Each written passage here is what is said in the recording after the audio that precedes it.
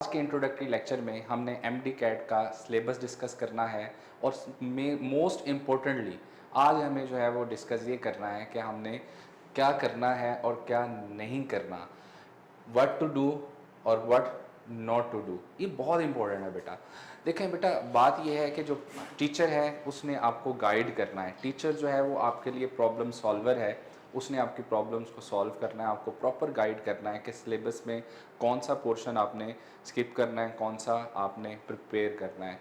जो कि यूएचएस के सिलेबस के अकॉर्डिंग जो है, जो डिवीजन हमें गिवन है सिलेबस की, और उन्होंने 16 यूनिट्स जो है वो हमें बताए हुए हैं। उनमें से क्या क्या है पार्ट 1 से measurement, force and motion, work, energy and power, circular motion, oscillation है, वेव्स है, लाइट है, हीट एंड थर्मोडायनेमिक्स है। ये पार्ट 1 का सिलेबस है। लेकिन बेटा मोस्ट इम्पोर्टेंट क्या है कि इसमें सारा का सारा जो है ना, कुछ चैप्टर्स ऐसे हैं जिसमें सिलेक्टिव टॉपिक जो है वो यूएचएस ने प्रिपेयर किए हुए हैं। सो जैसे मैंने कहा, यहाँ पर हमें व्हाट टू डू ये तो हमें पता होना चाहिए, लेकिन ये लाजमी हमें पता होना चाहिए कि क्या नहीं करना, कौन कौन से जो है ना स्किप करने हैं। अब स्टूडेंट्स मिस्टेक क्या करते हैं बेटा, कि वो जो है उनको ये नहीं पता होता कि व्हाट नॉट टू डू, तो वो एक्स्ट्रा सिलेबस भी कवर कर रहे होते हैं, उनसे रिलेटेड भी जो है वो सारे सारे टॉपिक्स प्रिपेयर कर रहे होते हैं, कंफ्यूज होके ओवरबर्डन हो जाते हैं, जिसकी वजह से रिजल्ट पे बहुत बुरा इम्पैक्ट पड़ता है।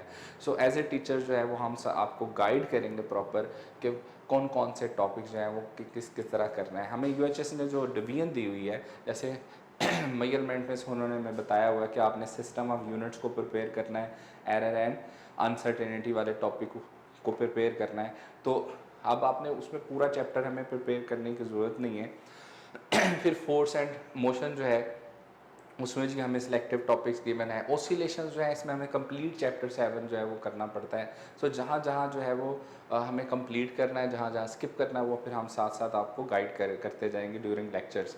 तो सबसे इम्पोर्टेंट चीज़ है जो मैं पहले आपको बताई है कि हमें जो है वो ये समझना है कि सिलेबस में क्या क्या करना है और क्या नहीं करना। ये लेक्चर्स में आपने सबसे पहली बात ये नोट करनी है।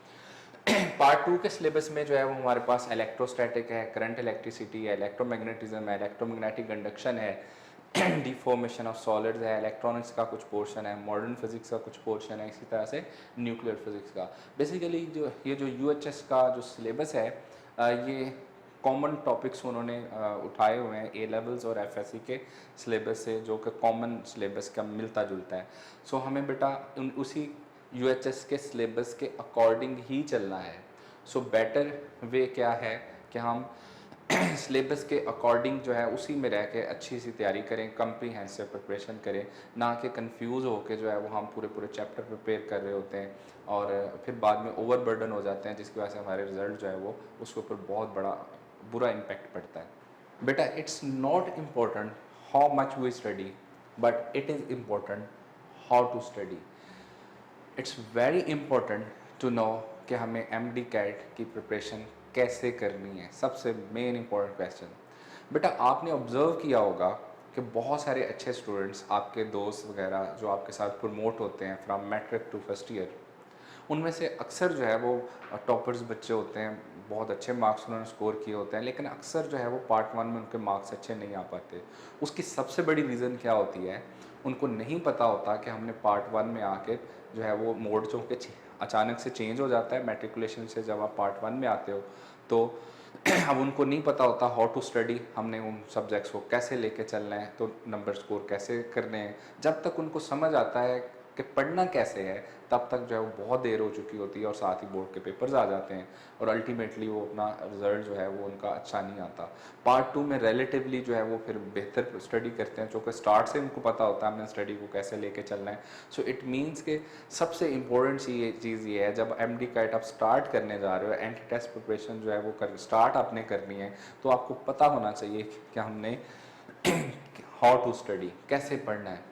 ये मसला नहीं है कि आप दिन में 24-24 घंटे पढ़ रहे हैं, लेकिन जैसे मैंने अभी स्टार्ट में कहा कि जो यूएचएस का जो सिलेबस गिवन है, उसके जो हमें जिस चैप्टर में जो जो टॉपिक्स हमें टॉपिकल्स गिवन है वो करने हैं, हमने उसी के अकॉर्डिंग सिलेबस को फॉलो करना है और टीचर्स की इंस्ट्रक्शंस को फॉलो करना है, ना कि कंफ्यूज हो कि हम ओवरबर्डन हो और सारे सारे टॉपिक्स प्रिपेयर कर रहे होते हैं, और कुछ उसमें ऐसे भी हम क्वेश्चंस ऐड करते जाते हैं जो इंजीनियरिंग के यूईटी या नाम जीके वगैरह के होते हैं, तो हम जो है वो भी उसमें शामिल करना शुरू कर देते हैं, जिसकी वजह से रिजल्ट जो है वो ज़्यादा अल्टीमेटली ख़राब हो जाता है। सो इट इज़ इम्पॉर्टेंट कि हमने जो है वो पढ़ना तो है, ज़ाहिर है जितना मैक्सिमम आप हार्ड वर्क करोगे उतना रिजल्ट अच्छा आएगा, लेकिन हमने मेहनत करनी है इन अ राइट डायरेक्शन। तो राइट डायरेक्शन अगर होगी तो बेटा फिर ही रिजल्ट आएंगे। अब हाउ टू स्टडी, हमने एमडी कैट जो है उसकी प्रिपरेशन कैसे करनी है। अब इसमें देखें दो बातें हैं बेटा, एक तो हमारे ऊपर रिस्पॉन्सिबिलिटीज़ है, एज ए टीचर मेरी क्या रिस्पॉन्सिबिलिटीज़ हैं, मैंने कैसे आपको लेके चलना है, पहले ये मैं आपको बताऊंगा। फिर आपके ऊपर कौन कौन सी रिस्पॉन्सिबिलिटीज़ हैं, आपने क्या करना है जो है वो मैं आपको डिटेल से बताऊंगा। बेटा जैसे आपने एक फिनोमेना पढ़ा होगा, उसको कहते हैं रेजोनेंस।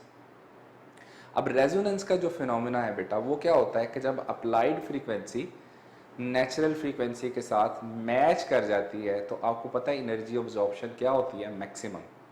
इसी तरह से मैं कहता हूँ अगर जो है टीचर की और स्टूडेंट की फ्रीक्वेंसी मैच कर गई तो नॉलेज ऑब्जॉर्प्शन क्या होगी, मैक्सिमम होगी।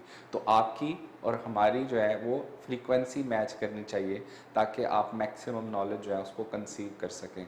तो यही वो चीज़ है जो आज के लेक्चर में मैं आपको बताना चाह रहा हूँ कि हमने जो है वो स्टडी कैसे करना है। अभी मैं डिटेल से पहले मैं बताऊँगा कि मेरी रिस्पॉन्सिबिलिटीज़ क्या हैं, मैंने आपको कैसे लेके चलना है, और देन मैं बताऊँगा कि आपने लेक्चर्स जो है वो उनको प्रिपेयर कैसे करना है, आपकी रिस्पॉन्सिबिलिटीज़ क्या हैं। As far as my responsibility is concern, during entry test lectures, entry CAT lectures होंगे उनके दौरान बेटा कोई भी एंटी टेस्ट का लेक्चर जो हमारा होगा उसमें 3 बेसिक जो है वो आप समझें लेक्चर में डिवीजन है।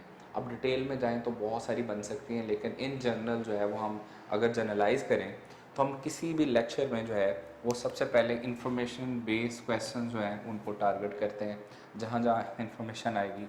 फिर नॉलेज बेस्ड क्वेश्चन है, और थर्ड जो हमें पता है वो कॉन्सेप्ट बेस्ड क्वेश्चन होते हैं। तो यही एंटी टेस्ट है। जो आपके इंफॉर्मेशन बेस होंगे बेटा वो आपको साथ साथ हम अंडरलाइन करवाते जाएंगे, साथ साथ बताते जाएंगे कि किस टेबल को कैसे आपने एनालाइज करना है, उसको हमने कैसे प्रिपेयर करना है, वो सारा आपने साथ साथ जो है वो अंडरलाइन भी करते जाना है, उसको प्रिपेयर भी करते जाना है।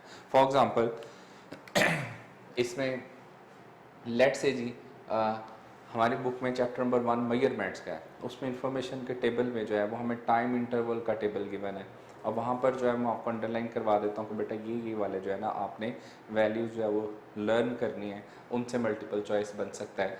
फॉर एग्ज़ाम्पल आप वहाँ पर लिखा हुआ है, जैसे क्वेश्चन है पास पेपर का कि time interval between 2 heart beat जो है वो क्या है। सो आपकी बुक में जो है वो टेबल है, उसमें लिखा हुआ है 8 इंटू 10⁻⁻1 सेकेंड। हम वैसे भी इसको सॉल्व कर सकते हैं। देखो एज वी नो डैट कि हमें पता है कि 72 जो है वो हार्ट बीट्स होती हैं नॉर्मल ह्यूमन बीइंग की इन 60 सेकेंड्स। तो यहाँ से बेटा आप time interval between the 2 beats easily calculate कर सकते हैं। वो क्या हो जाएगा 60/72 सेकेंड्स। आप इसको सॉल्व करें, आंसर आपका आएगा 0.8 second, and you can say 8 into 10⁻⁻1 second is the answer. So बेटा हमने हर टेबल को, जो इन्फॉर्मेशन का टेबल है उसको जो है वो मैंने आपको बताना है, उसको एनालाइज कैसे करना है, उसको प्रिपेयर कैसे करना है, कौन कौन सी वैल्यूज़ प्रिपेयर करने की ज़रूरत है, कौन सी नहीं है, वो साथ साथ हम आपको अंडरलाइन करते जाएंगे। फिर बुक में जहाँ जहाँ कुछ लाइंस अंडरलाइन करने वाली होती हैं, जो बेसिक इन्फॉर्मेशन की बातें हैं, वो भी हम साथ साथ जो है वो जहाँ जहाँ पे अंडरलाइन करवाना होगा वो साथ साथ अंडरलाइन करवाते जाएंगे। सो इस तरह से जैसे मैंने कहा time interval between 2 heart beats, एक तो ये है कि आप उसको ना याद किया हुआ अगर टेबल आपने, तो आप तो फ़ौरन आंसर दे देंगे, लेकिन कभी कभी हमें कॉन्सेप्ट भी यूज़ करना, कॉमन सेंस भी यूज़ करनी पड़ सकती है। जैसे कॉमन सेंस से भी ये इसको सॉल्व किया जा सकता है कि 72 बीट्स अगर 60 सेकंड में होती हैं तो 1 बीट का टाइम इंटरवल जो है वो 8 इंटू 10 क्या हो जाएगा -1 सेकंड। इस तरह बहुत सारे जो है वो क्वेश्चन इन्फॉर्मेशन बेस आ सकते हैं।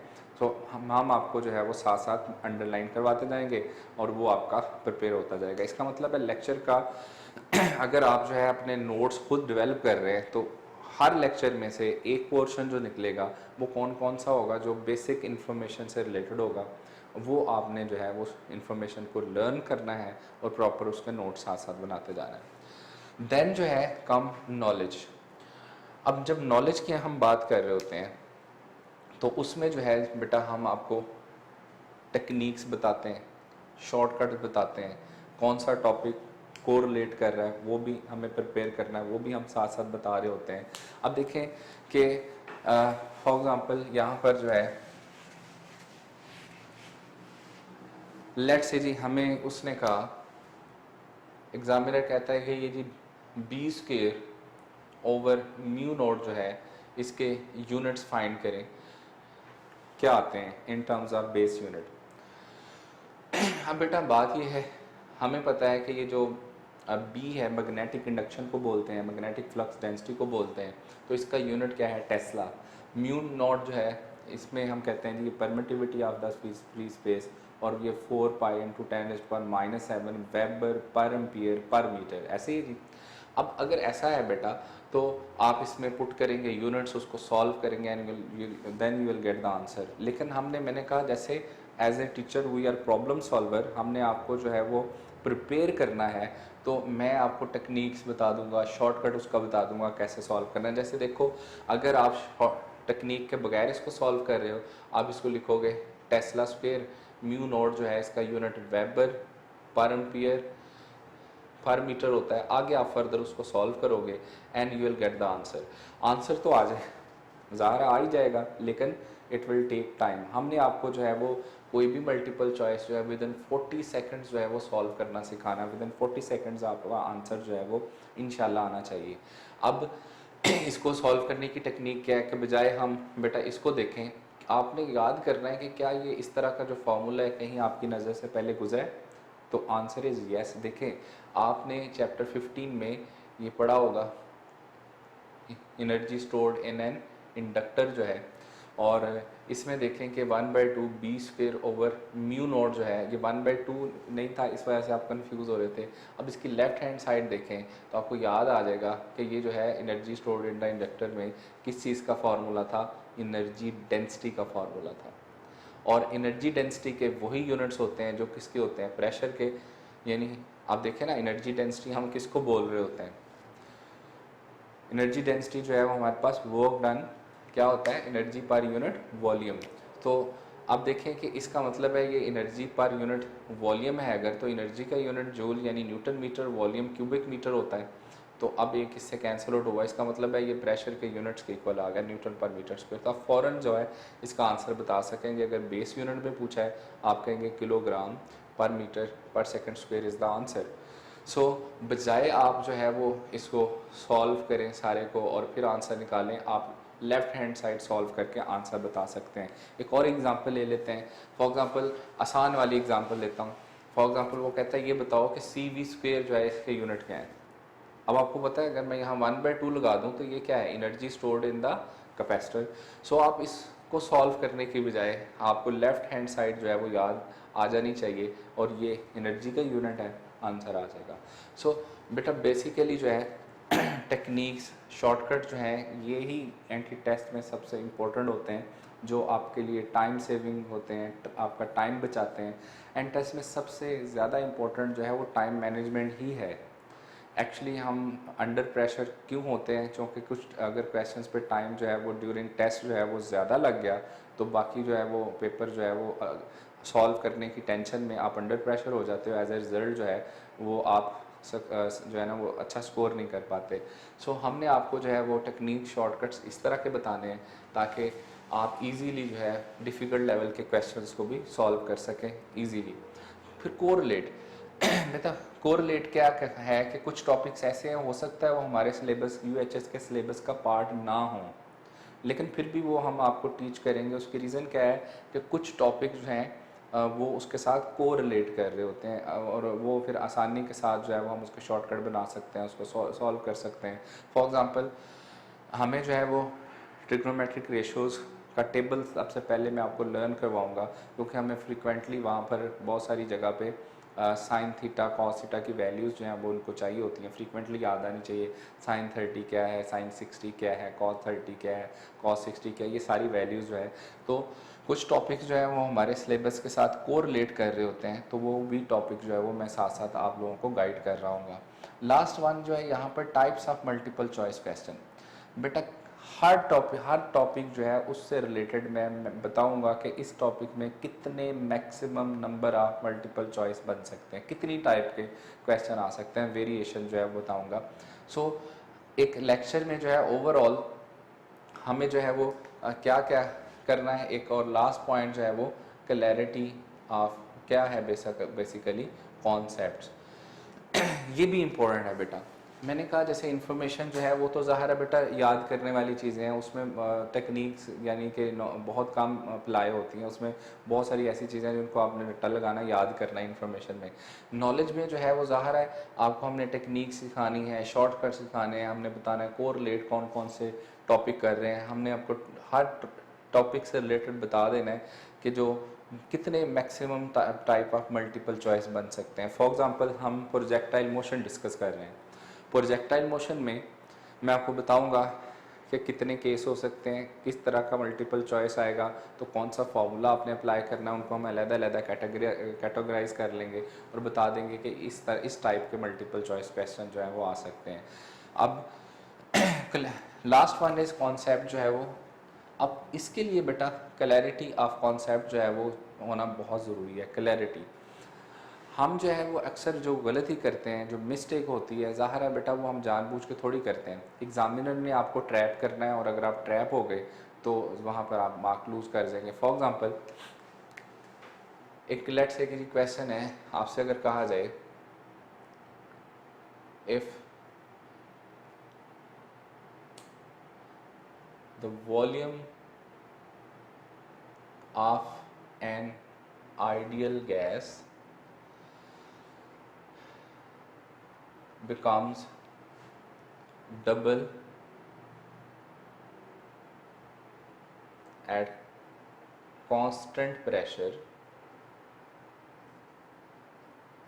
then its temperature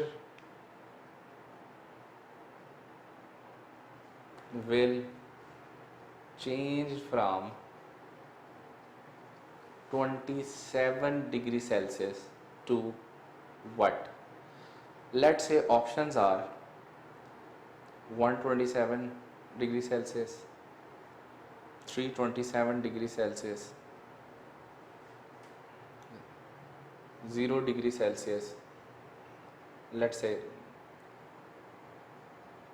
इसको हम कर लेते हैं 273 डिग्री सेल्सियस, ये ऑप्शन है बेटा। और लेट्स से जी इसको हम डेल्टा कह देते हैं 54 डिग्री सेल्सियस। अच्छा बेटा अब देखें कि क्वेश्चन था कि अगर एक volume of an ideal gas जो है वो कांस्टेंट प्रेशर पे डबल हो जाए, एट कांस्टेंट प्रेशर जो है उसका वॉल्यूम जो है वो डबल हो गया, वॉल्यूम जो है V से 2V हो गया, वॉल्यूम डबल हो गया और प्रेशर कांस्टेंट है। अब फ़ौरन बेटा फ्रीक्वेंटली आप जो है कहेंगे कि वॉल्यूम चूँकि डायरेक्टली प्रोपोर्शनल टू क्या होता है, temperature at constant pressure, Charles law पढ़ा हुआ आपने। सो आप कहेंगे कि वॉल्यूम डबल हुआ तो टेम्परेचर भी डबल होना चाहिए, अंडरस्टूड सी बात है। तो आप क्या करोगे, आप 27 का डबल क्या होता है, मोस्ट ऑफ द स्टूडेंट्स जो है वो आंसर क्या कर देंगे 54 degree Celsius, but it is wrong. अब देखिए कैसे, इसका आंसर जो है वो 54 डिग्री सेल्सियस नहीं आएगा, ज़रा चेक करते हैं, हमने डबल करना है। कॉन्सेप्ट तो वही है बेटा कि अगर वॉल्यूम डबल हुआ है तो टेम्परेचर भी डबल होना चाहिए, लेकिन अब देखो ज़रा कि हमें पता है कि जो 27 डिग्री सेल्सियस है, मैं अगर इसमें इसको केल्विन में पहले चेंज करूँ, 273 ऐड करूँ तो ये कितना हो जाएगा 300 केल्विन। अब ज़ाहिर है फार्मूला तो वही है, कॉन्सेप्ट तो वही है कि अगर वॉल्यूम डबल हुआ है तो टेम्परेचर भी डबल होना चाहिए एट कांस्टेंट प्रेशर, तो इसको डबल करें तो 300 केल्विन से ये डबल होकर कितना हो जाएगा 600 केल्विन। तो ये हमारा आंसर है। अब हमें चूँकि आंसर डिग्री सेल्सियस में चाहिए तो मैं इससे 273 माइनस करूँगा तो आंसर कितना आएगा 327 degree Celsius. So it means that अगर हम वॉल्यूम डबल हो रहा है तो टेम्परेचर भी डबल होगा, तो 27 डिग्री सेल्सियस डबल होके जो है वो कितना बनेगा, 327 डिग्री सेल्सियस। तो यहाँ आंसर 327 है, 54 नहीं है। सो इस तरह के जो पॉइंट, अब यहाँ हमारा कॉन्सेप्ट, क्लैरिटी ऑफ कॉन्सेप्ट की मैं बात कर रहा हूँ। अब आपको क्लियर हो जाना चाहिए कि हमने जब भी थर्मोडायनेमिक्स में टेम्परेचर लेना है वो हमेशा केल्विन में लेना है। अब न्यूमेरिकल सॉल्व करते हुए भी क्या करते थे, केल्विन में ही टेम्परेचर यानी एब्सोल्यूट टेम्परेचर जो है वो हम लेते हैं। सो इट मीन्स कि इस तरह के जो कॉन्सेप्ट्स हैं उनकी क्लैरिटी का होना बहुत ज़रूरी है ताकि फ्रीक्वेंटली मिस्टेक्स ना हों। एक और एग्जांपल ले लेते हैं। फॉर एग्जांपल हमें कहा जाए a transformer have turn ratio, let's say 1:20, if its primary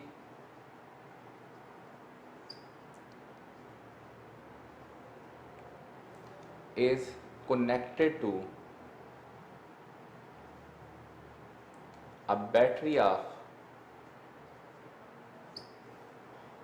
100 volt, then voltage across secondary coil क्या होगी। लेट्स से ये क्वेश्चन है। अब देखें बेटा, आप ज़ाहिर है आप अच्छा नॉलेज है, आपने पढ़ा हुआ है, सारी चीज़ें प्रिपेयर की हुई हैं, तो स्टूडेंट गलती क्या करते हैं, फ़ौरन से वो सोचेंगे कि टर्न रेशो हमें गिवन है, हमने फार्मूला अप्लाई करना है VS/VP is equal to NS/NP। हमें टर्न रेशो गिवन है, वैल्यूज पुट करेंगे, वोल्टेज प्राइमरी जो है के साथ कनेक्ट किया वो गिवन है, आप वैल्यू पुट करोगे तो आप आंसर कैलकुलेट करना स्टार्ट कर देंगे। हालांकि बेटा देखें, अगर इसको गौर से पढ़ें तो transformer have turn ratio 1 ratio, its primary coil is connected to a what, battery. तो अंडरस्टूड है कि voltage across the secondary coil जो है वो क्या होगी, 0 इज द आंसर। क्यों? क्योंकि बेटा ट्रांसफार्मर जो है works only for alternating current, AC के लिए काम करता है। डायरेक्ट करंट को ना तो ये डीसी जो होगा ना तो उसको वो स्टेप अप करेगा ना स्टेप डाउन करेगा। तो transformer works only for alternating current. इसका मतलब है बैटरी है, अगर ड्राई बैटरी है, डीसी है, सो वो उसको स्टेप अप या स्टेप डाउन नहीं करेगा। इट मीन्स कि वोल्टेज अगर यहाँ सेकेंडरी कॉइल की पूछी हुई है तो आंसर क्या होगा, 0। तो बेटा इस तरह के जो चीज़ें हैं उनको हम कहते हैं क्लैरिटी ऑफ कॉन्सेप्ट्स। जैसे मैंने कहा कि जो है टेम्परेचर जो है वो थर्मोडायनेमिक्स में अगर हम ज़ाहिर है यूज़ करना है तो हमने एब्सोल्यूट केल्विन ही लेना है, जो कि सिस्टम इंटरनेशनल में जो यूनिट्स हम यूज़ कर रहे हैं वो क्या है, वो आपके टेम्परेचर के लिए केल्विन है, जैसे लेंथ के लिए हमेशा मीटर लेंगे, टाइम के लिए हम सेकंड लेंगे, तो इन चीज़ों का ख्याल रखना है। So as far as my responsibility is concern, मैंने लेक्चर जो है बेटा उसमें एज ए प्रॉब्लम सॉल्वर आपके साथ काम करना है।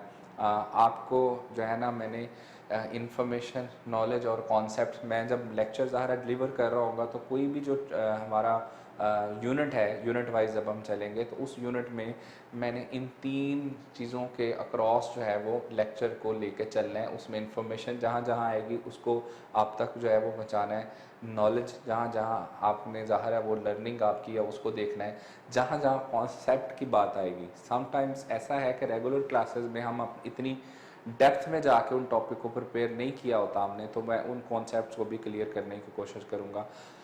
और इसीलिए क्लैरिटी ऑफ कॉन्सेप्ट्स का होना ज़रूरी है। जो इस तरह के क्वेश्चन आते हैं, फ्रीक्वेंटली क्वेश्चन आते हैं, उनको डील करने के लिए। सो एंड टेस्ट में बेटा असल में है क्या, ये it's not difficult but it is different. मैं फिर बोल रहा हूँ, एंटी टेस्ट जो है वो is not difficult but it is different. ये डिफ़िकल्ट बिल्कुल नहीं है, ना आपने घबराना है, ना आपने अंडर प्रेशर होना है। ये बेसिकली थोड़ा डिफरेंट है। क्या डिफरेंट है कि जिस नज़र से आपने पॉइंट ऑफ व्यू से जो है वो चैप्टर को गो थ्रू करते हैं हम, थोरेटिकल पॉइंट ऑफ व्यू से उसमें जो शॉर्ट क्वेश्चन प्रिपेयर कर रहे होते हैं, मल्टीपल चॉइस हार्डली हम जो है वो इतनी तवज्जो के साथ सॉल्व कर रहे होते हैं हम रेगुलर क्लासेस में। तो यहाँ पर हमने डेप्थ में जाके एक एक ऑप्शन को डिस्कस करना है। देखें स्टेटमेंट जो होती है वो ऊपर क्या लिखी होती है, अगर आप एंट्रेंस का पेपर पढ़ेंगे, चूज़ द बेस्ट ऑप्शन, इसका मतलब है चारों ऑप्शन में से एक गुड ऑप्शन भी हो सकती है, बेटर ऑप्शन भी हो सकती है, आपने उसमें क्या चूज़ करना, आपने उसमें बेस्ट ऑप्शन चूज़ करनी है। तो उसके लिए ज़ाहिर है स्टेटमेंट को पढ़ना, उसको अंडरस्टैंड करना, उसके अकॉर्डिंग अपने नॉलेज, इंफॉर्मेशन और कॉन्सेप्ट के बेस पे आपने बेस्ट आंसर चूज़ करना होता है। सो मैं इंशाल्लाह जो है इन चीज़ों के ऊपर जो है आपको लेके चलूँगा, जहाँ जहाँ अंडरलाइन की ज़रूरत होगी वो करवा देंगे, टेक्निक्स बताएंगे, शॉर्टकट बताएंगे, जो जो टॉपिक को रिलेट कर रहे हैं वो भी साथ साथ इंशाल्लाह बताएंगे, टाइप्स ऑफ मल्टीपल चॉइस किसी भी टॉपिक से रिलेटेड जो है वो आपको क्लियर कर देंगे और मोस्ट इम्पोर्टेंटली जहाँ जहाँ ज़रूरत होगी if needed clarity of concept जो है वो भी आपके पास आएगी। और बेटा क्लैरिटी का होना बहुत ज़रूरी है।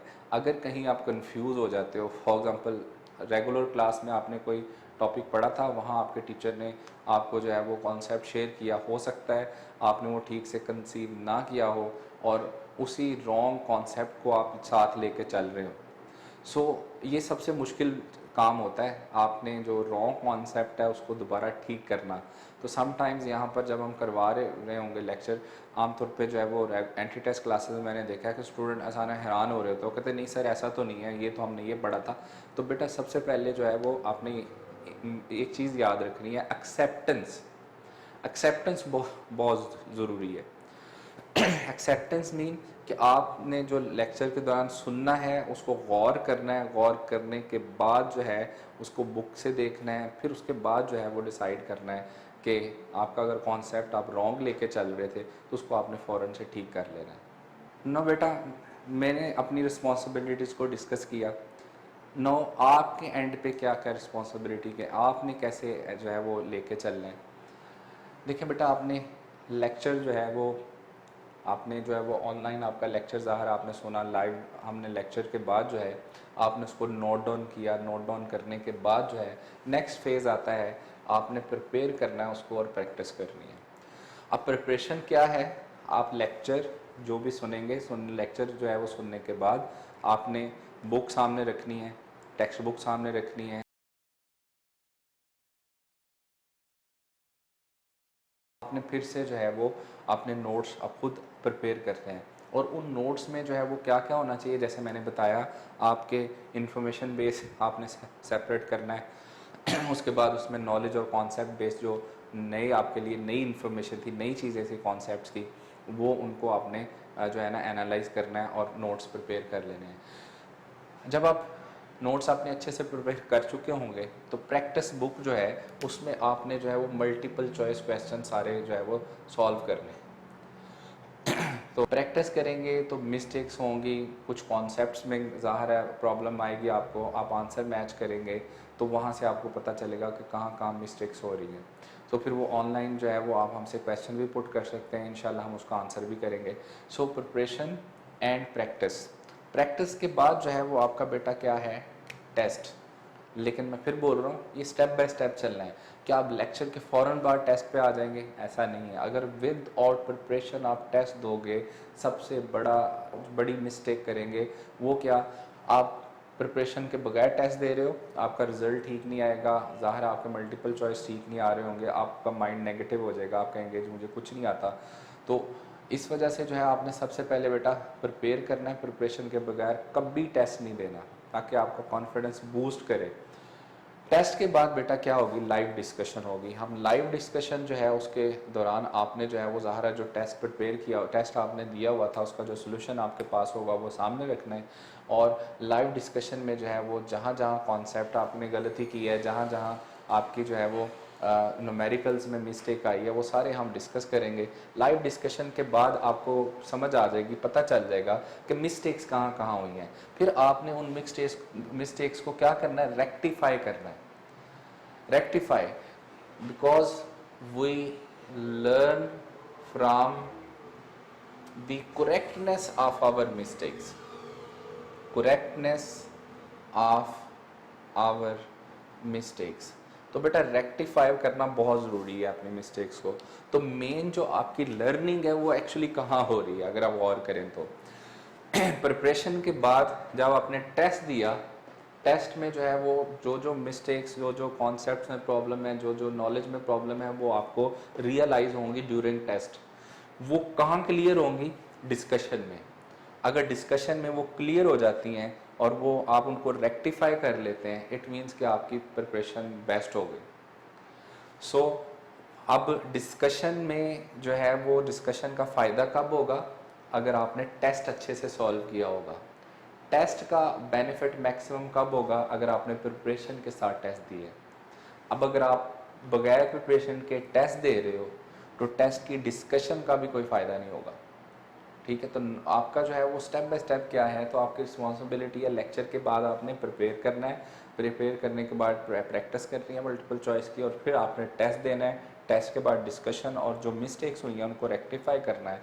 रेक्टिफाई देखें सिंपल है कि हम ये तो नहीं कह सकते we learn from our mistakes, ऐसा नहीं है, we learn from the correctness of our mistakes. और वो गलती हुई अगर आप उसको जब तक करेक्ट नहीं करेंगे तो ज़ाहिर है तब तक जो है वो आपने कोई लर्निंग नहीं की। लास्ट जो मैं बात आपसे कहना चाहूँगा कि ये आपकी रिस्पॉन्सिबिलिटीज़ तो है ही, लेकिन लास्ट जो मैं आपसे कहना चाहूँगा वो आपकी बेटा कामयाबी का जो सबसे राज है वो है कंसिस्टेंट होना। आपको कंसिस्टेंट होना पड़ेगा। ये हमारी ऑब्जर्वेशन में है कि जब भी कोई न्यू सेशन स्टार्ट होता है, जब भी पहले 2 वीक स्टूडेंट बहुत मोटिवेटेड नज़र आते हैं, और बेटा जो आप जो है वो सोते में ख्वाब देखते हैं, सोती आंखों के साथ जो ख्वाब देखते हैं वो जस्ट हमारे ख्यालात होते हैं। ज़ाहिर है सबके अच्छे ख्याल ही हैं कि हमने डॉक्टर बनना है, आप उम्मीदें हैं पेरेंट्स की सारे। तो बेटा वो जो सोई आंखों वाले ख्वाब हैं वो खुश फहमी पे होते हैं, सारे सारे बेस होते हैं। असल ख्वाब वो हैं जो आप जागती आंखों से देखते हैं और उनको फुल करने के लिए मेहनत करते हैं। और जागती आंखों वाले ख्वाब क्या हैं? आपने अगर जो है वो बेटा ये तहिया किया हुआ है, अपने आप से वादा किया हुआ है कि मैंने डॉक्टर बनना है, तो फिर ज़रूरी है कि आप अपने कमिटमेंट जो है वो कमिटेड रहे, कमिटमेंट पे पूरा उतरें। जैसे आप मैंने कहा कि आपका कंसिस्टेंट होना बहुत ज़रूरी है। आप पहले 2-3 यूनिट्स में बड़े मोटिवेटेड होंगे, ये सारे काम कर रहे होंगे, आप लेक्चर भी ले रहे होंगे, फिर प्रिपरेशन करेंगे, फिर टेस्ट देंगे, डिस्कशन में भी बड़ा एक्टिवली पार्टिसिपेट करेंगे, रेक्टिफाई भी करेंगे। लेकिन जो जो टाइम गुजरता है, ज़ाहिर है उसमें सब्जेक्ट सारे साथ लेके चलने होते हैं, तो सम टाइम्स जो है वो स्टूडेंट कंसिस्टेंट नहीं रह पाते। जब आप कंसिस्टेंट नहीं रहेंगे तब जो है वो अच्छी प्रिपरेशन हो ही नहीं सकती। सो आपका कंसिस्टेंट होना बहुत ज़रूरी है, आपका एटीट्यूड बहुत पॉजिटिव होना चाहिए, पॉजिटिव अप्रोच होनी चाहिए। सो बेटा आपके एंड पे यही है कि आप जो है वो कंसिस्टेंट रहें, अपनी जो लेक्चर्स हैं उनको डेली जो भी है अपनी क्लास कभी मिस ना करें, टेस्ट अच्छे से अटैम्प्ट करें, डिस्कशन अच्छे से जो है वो उसमें पार्टिसिपेट करें, एक्टिवली पार्टिसिपेट करें, और अपनी मिस्टेक्स जो है उनको रेक्टिफाई करें। इंशाल्लाह जो है वो हो ही नहीं सकता कि आपका रिज़ल्ट जो है वो ख़राब हो जाए। बेटा लास्ट में मैं आपसे कहना चाहूँगा, देखें, if you think you can do, it means you can do, but if you think you can not, it means you are right. बेटा कहने का मतलब ये है कि सबसे पहले जो है आपको अपने ऊपर ट्रस्ट होना चाहिए। जब तक वो ट्रस्ट बिल्ड नहीं करेंगे आप प्रॉब्लम से बाहर नहीं आ सकते। फॉर एग्ज़ाम्पल बहुत सारे स्टूडेंट्स न्यूमेरिकल तो डरते हैं, न्यूमेरिकल उनके लिए सबसे बड़ा प्रॉब्लम होता है मेडिकल स्टूडेंट्स के लिए। अब खौफ क्या है? अगर आपने सोच रखा है, पहले से सोचा हुआ है कि आपसे नहीं हो सकता, यू कैन नॉट डू, तो दुनिया का कोई भी बड़े से बड़ा प्रोफेसर भी आपको पढ़ा रहा होगा, आपको समझा रहा होगा, आप कभी भी वो सॉल्व नहीं कर सकते। लेकिन अगर आपने ये सोचा मैं कर लूँगा, इट मीन्स कि वो हो भी जाएगा। एक दफ़ा मिस्टेक हो गई, 2 दफ़ा मिस्टेक हो गई, प्रैक्टिस के बाद वो क्लियर हो जाएगा। लेकिन जब आप सोच लेते हैं ना कि ये मुझसे नहीं होना, उसके बाद जो है वो नॉलेज कंसीव होने का सवाल ही पैदा नहीं होता। सो बेटा सबसे पहले आपने अपने ऊपर ट्रस्ट करना है, फिर आपने अल्लाह ताला की ज़ात पे ट्रस्ट करना है। अल्लाह ताला ने जो है वो आपके लिए जो सोचा है वो बेस्ट सोचा होगा। तो ये ट्रस्ट अगर है और अपने ऊपर ट्रस्ट करेंगे तो इंशाल्लाह कामयाबी आपका मुकद्दर बनेगी। पहले लेक्चर में फर्स्ट लेक्चर में इंशाल्लाह जो है वो हम मेजरमेंट्स वाला टॉपिक डिस्कस करेंगे। जैसे मैंने कहा कि मेरे एंड पे जो रिस्पॉन्सिबिलिटीज़ हैं इंशाल्लाह अल्लाह ताला जो है तौफीक दे, हिम्मत दे, हम इंशाल्लाह उसको पूरा उस पर पूरा उतरेंगे। वैसे जो लेक्चर का फॉर्मेट मैंने बताया उसी तरह से हम चलेंगे। आपने भी अपनी रिस्पॉन्सिबिलिटीज़ जो है उस पर पूरा उतरना है। जैसे मैंने बताया कि आपने प्रॉपर जो है वो लेक्चर्स लेने हैं, उसके बाद प्रॉपर प्रिपरेशन के बाद टेस्ट देना है, डिस्कशन में पार्टिसिपेट करना है। ये सारी आपने जो टेक्स्ट बुक है, टेक्स्ट बुक बोर्ड वाली, वो आपके पास होनी चाहिए। साथ प्रैक्टिस और साथ कॉपी लेके आपने लेक्चर में बैठना है सामने, ताकि जो जो चीज़ें अंडरलाइन करवानी है वो अंडरलाइन साथ साथ करवाता जाऊँगा। बाकी इंशाल्लाह लेक्चर आपका वैसे ही जो है वो चलता जाएगा। सो बेटा बी पॉजिटिव, स्टे ब्लेस्ड। अल्लाह ताला जो है आप पे, आपके माँ बाप का साया हमेशा सलामत रखे। अल्लाह ताला आपको आपकी सोच से बढ़कर कामयाबी दे। Thank you so much. मुझे इजाज़त दें। अल्लाह हाफिज़।